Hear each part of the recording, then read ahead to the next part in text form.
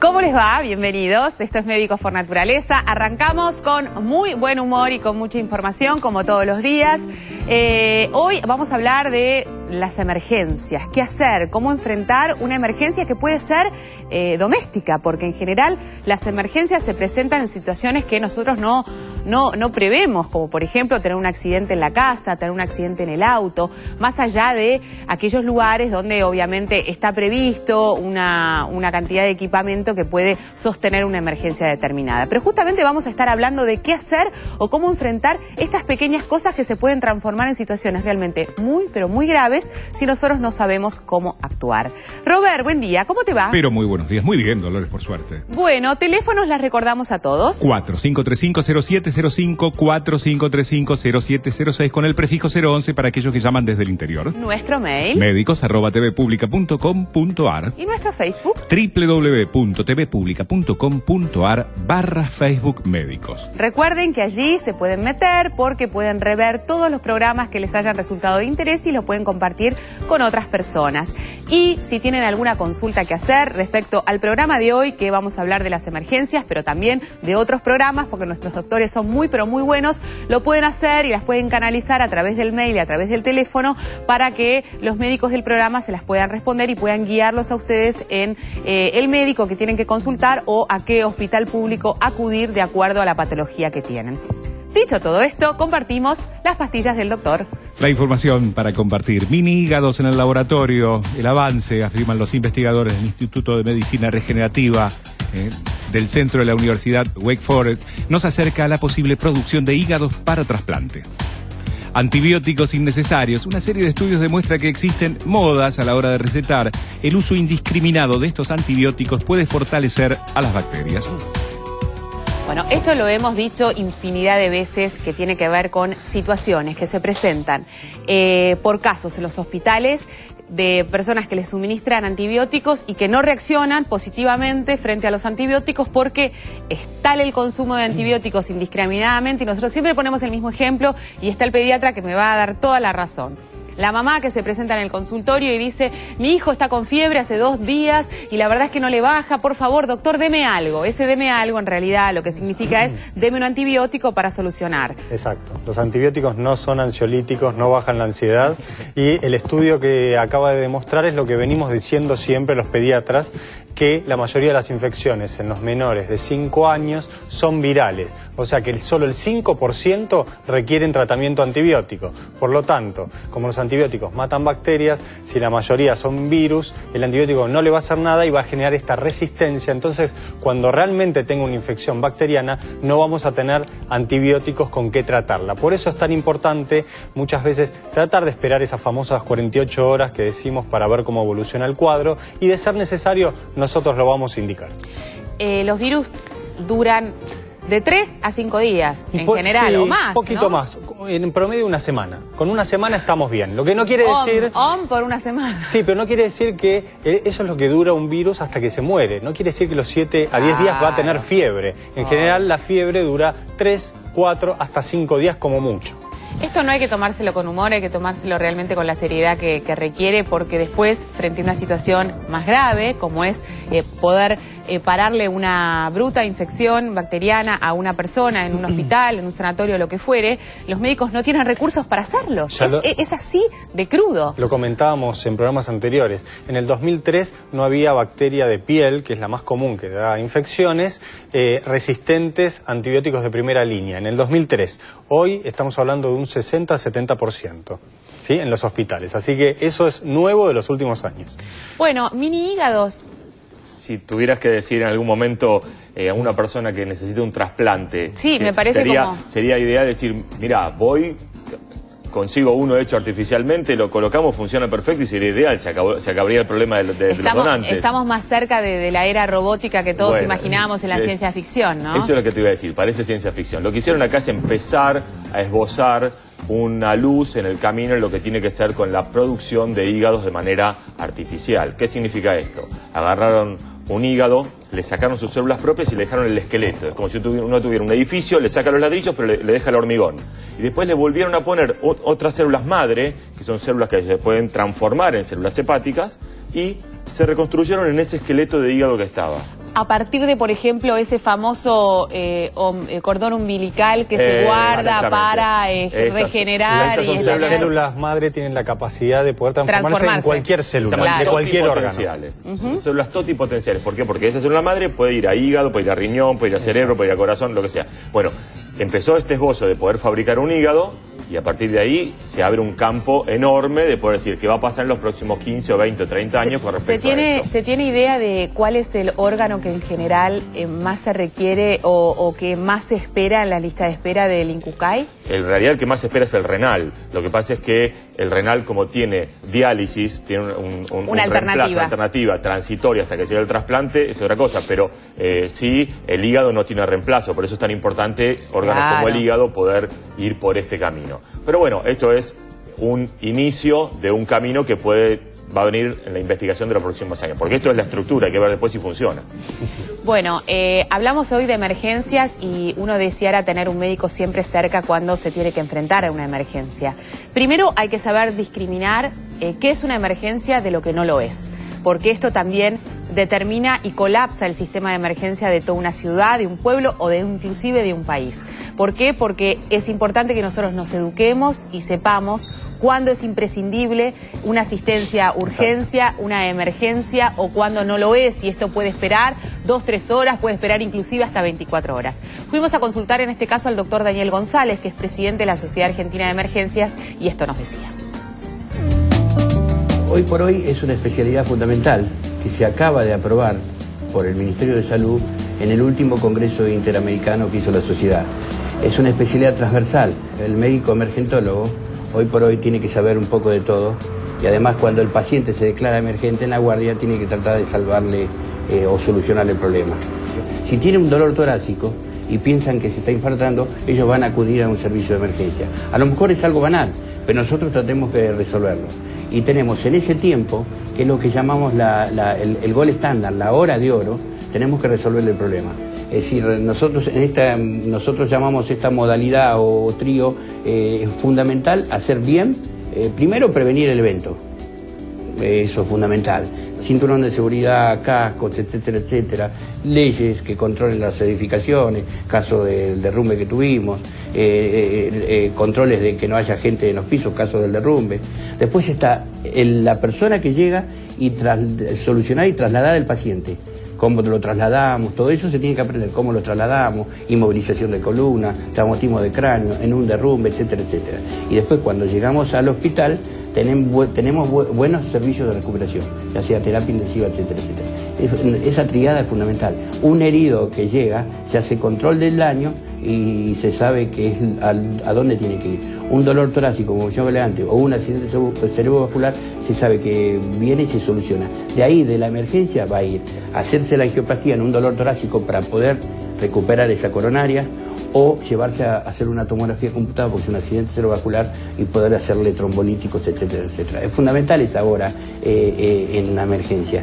Y tienen que estar los médicos, los mejores médicos, para poder resolver en ese tema, ¿no?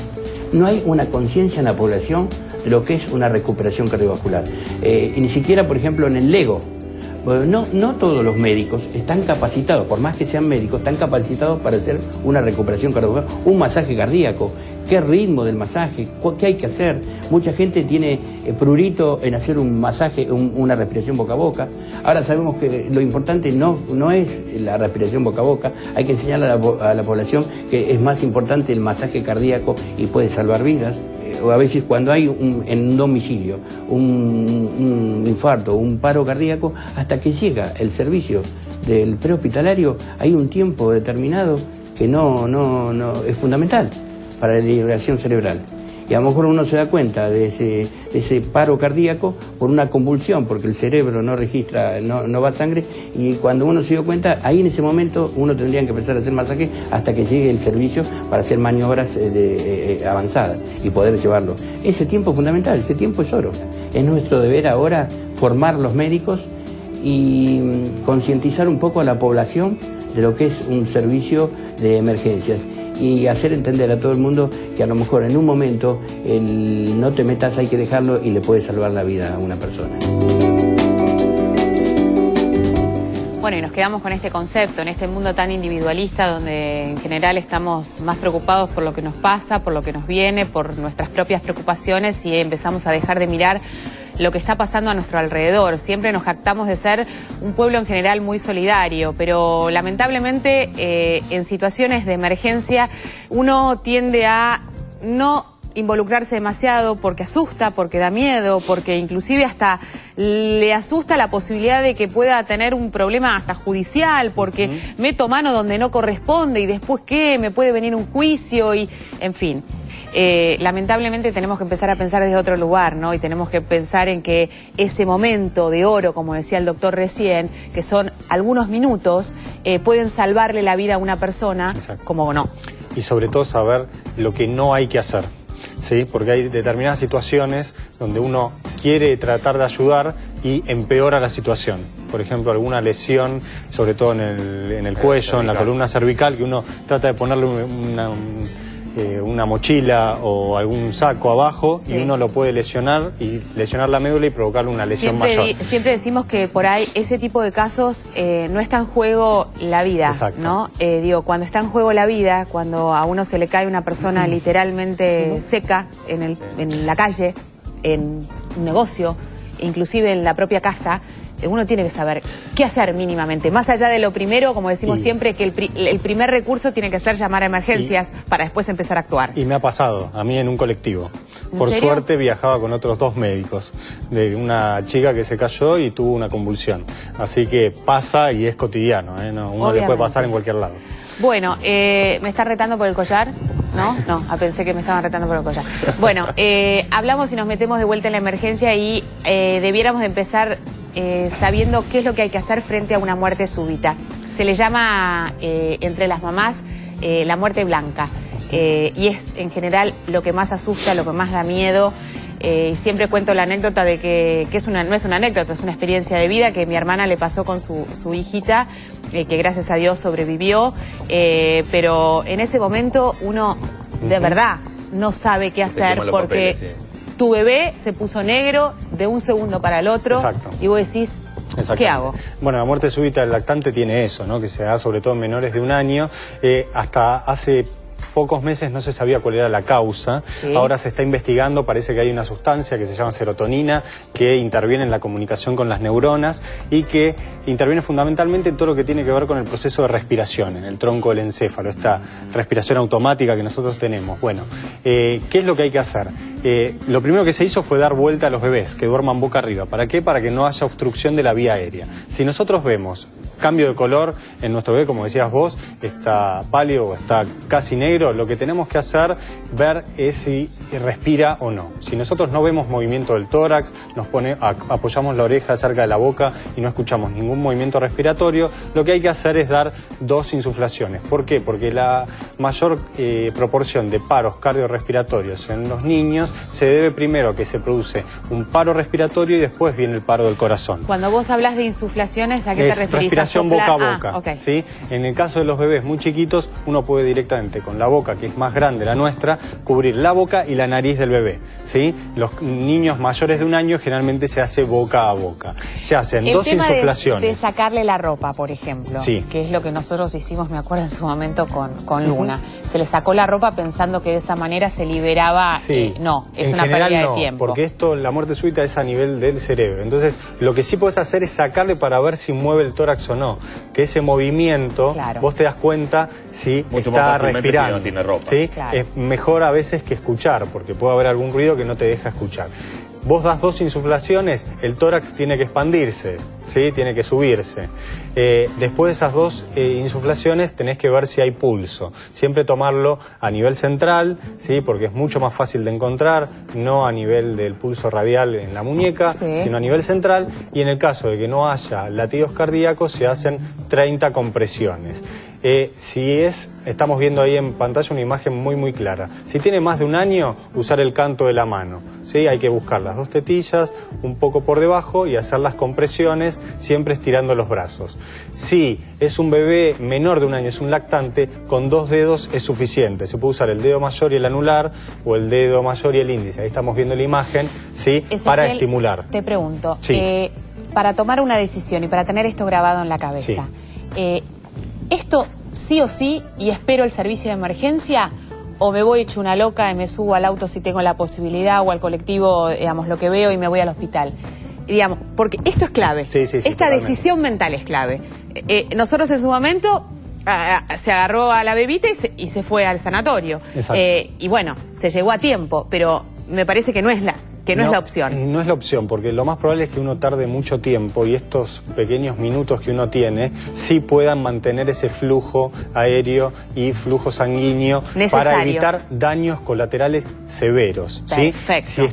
Si tenés la suerte de estar acompañado con alguien, uno tiene que activar el sistema de emergencia y llamar ahí sí a la ambulancia para que venga. La otra persona se queda con el bebé y muchas veces hay que recordar el ABC. Primero el A es destapar la vía aérea, porque por ahí está boca abajo y tiene un afrazado, tiene un juguete, que es lo que pasa generalmente cuando uno lo acuesta en una cuna.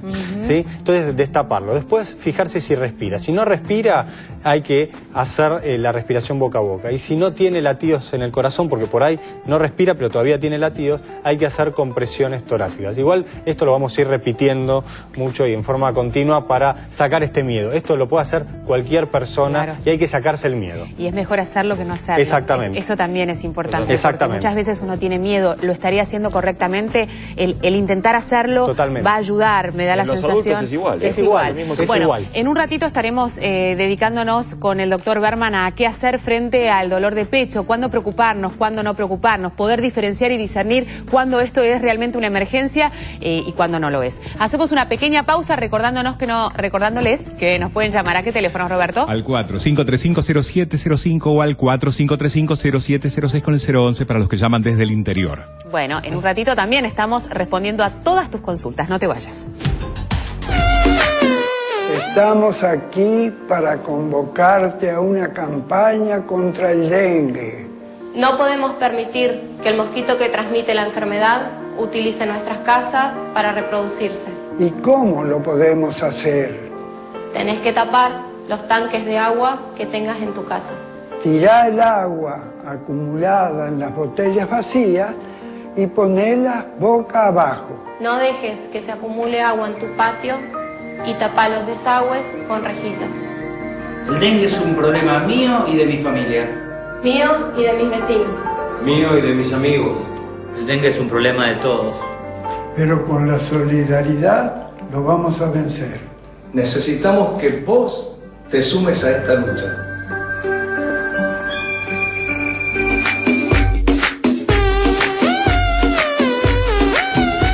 ¿Sabías que una emergencia médica es una lesión o enfermedad grave que representa un riesgo inmediato para la vida de una persona o para la salud a largo plazo?